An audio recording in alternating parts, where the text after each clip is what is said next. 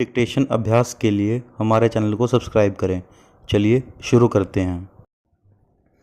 गति लेखन संख्या 7 GD बीस्ट रेडी स्टार्ट। उपसभा अध्यक्ष महोदय, सबसे पहले मैं आपको धन्यवाद देना चाहती हूँ कि आपने मुझे इस दल बदल प्रतिवेदन पर बोलने का मौका दिया। पूर्ण विराम। इसके बाद मैं मंत्री महोदय को धन्यवाद देना चाहती हूँ कि आज इस तरह की चर्चा की बहुत ज़रूरत थी, क्योंकि आज हमारे देश में जो परिस्थिति पैदा हो रही है दल बदल के कारण, उसकी वजह से न केवल हर राजनीतिक पार्टी को बल्कि हर एक को बड़े असमंजस में पड़ जाना पड़ता है। पूर्ण विराम।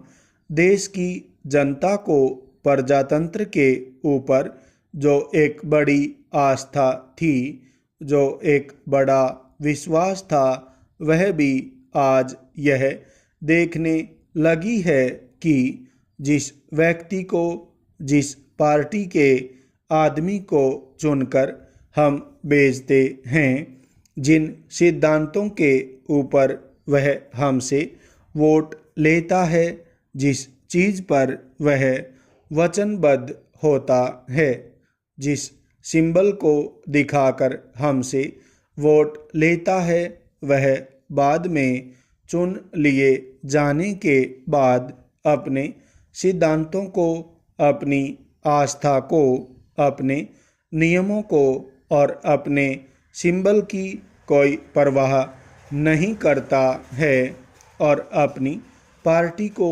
छोड़कर दूसरी पार्टी में जा सकता है या दूसरी पार्टी बदल लेता है, तो यह बात हमारे जनतंत्र के लिए न केवल अशोभनीय है बल्कि एक अत्यंत दुखद घटना है। पूर्ण विराम। इस बात पर हम तुरंत ध्यान दें। पूर्ण विराम।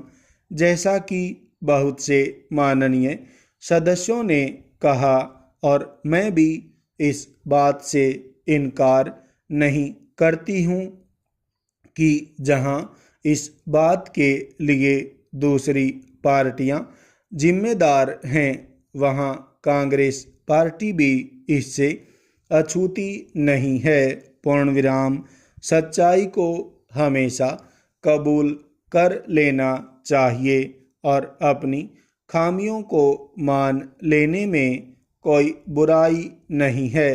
पूर्ण विराम। मैं इस बात को मानती हूँ कि कांग्रेस में भी कुछ खामियां हैं और हमने भी कुछ गलतियां की हैं। पूर्ण विराम। समाज में जिस तरह के व्यक्ति होते हैं, उन्हीं में से हर पार्टी में व्यक्ति चुनकर आते हैं, वही नुमाइंदे आते हैं। पूर्ण विराम। इस तरह की कमजोरी चाहे कांग्रेस पार्टी में हो, चाहे दूसरी पार्टी में हो, इस तरह की कमजोरी हर पार्टी के व्यक्ति के अंदर है। पूर्ण विराम।